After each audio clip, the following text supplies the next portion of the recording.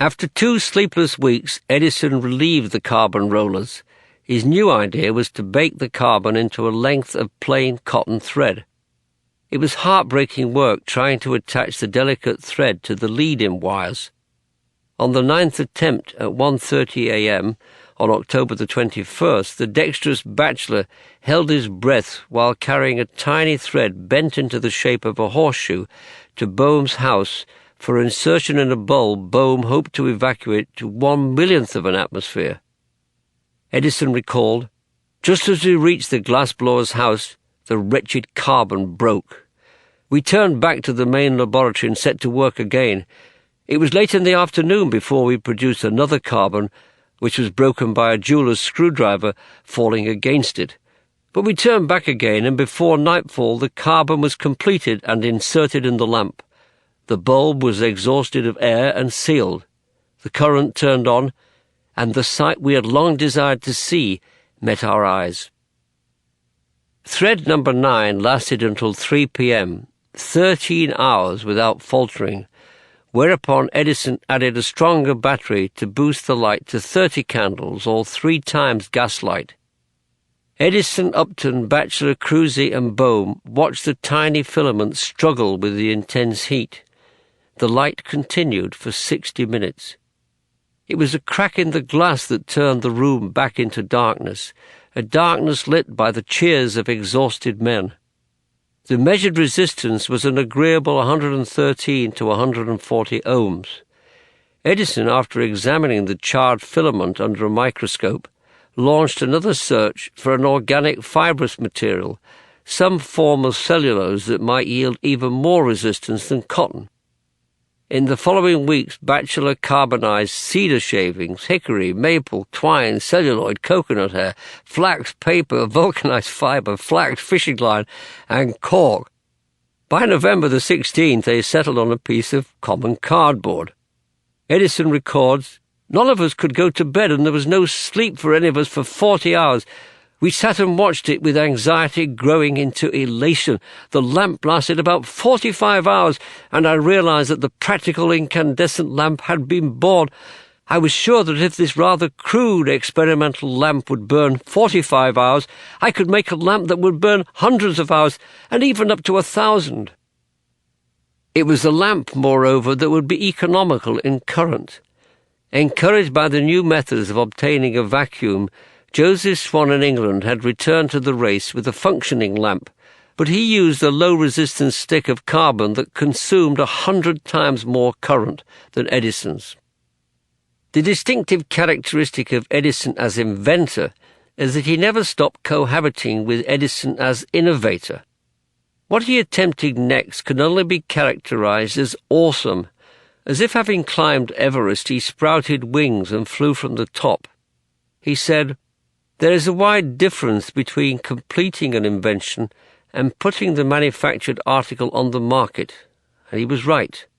But marketing an electric light bulb was the least of it.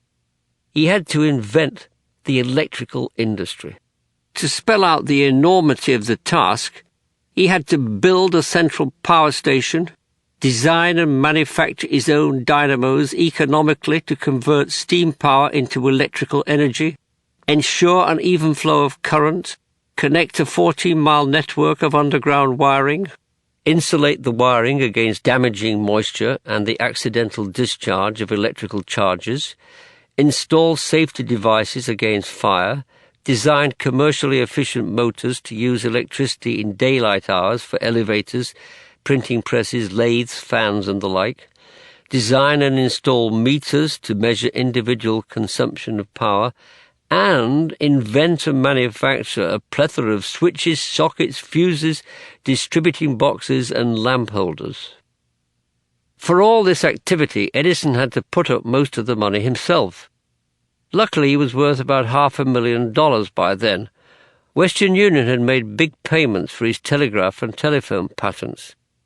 The directors of the original Edison Electric Light Company put $80,000 into the Edison Electric Illuminating Company, mainly for the central station. But they were very scared of manufacturing, and without manufacturing there could be no lighting. Edison wrote, Since capital is timid, I will raise it and supply it. The issue is factories or death. Subsequent profits justified his confidence in manufacturing. By midsummer of 1882, he had sold all 264 new 60-light dynamos, and textile factories were clamouring for bigger dynamos because the risk of fire was less than with gas lighting. But this still left him without enough cash to retain a controlling equity in the founding Edison Electric Light Company. When the capital of the company was tripled, he had to sell most of his 2,500 shares.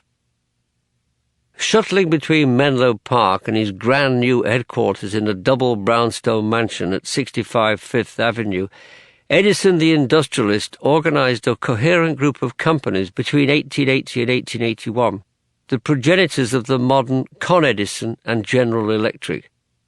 He successfully designated the day-to-day management of them to his associates, rewarding them with equity. He sent Batchelor to Paris and Johnson to London to sell Europe on the Edison system. He charged Upton with manufacturing bulbs and installing lights in the Columbia steamship. When it sailed into the Atlantic on May the 9th, 1880, it was the world's first incandescent installation on a vessel and a glittering advertisement for electrical power. To win approval for digging up New York streets for conduits over the objections of the gas lobby, Edison put on his best clothes and invited the mayor and aldermen of the notoriously corrupt Tammany City Hall to see night turned into day at Menlo Park around Christmas 1880. At the suggestion of Lowry, who precisely calibrated the appetite for science, the bright lights were swiftly succeeded by a spectacular champagne banquet in the upstairs lab, catered by Delmonicos with waiters in tails and white gloves.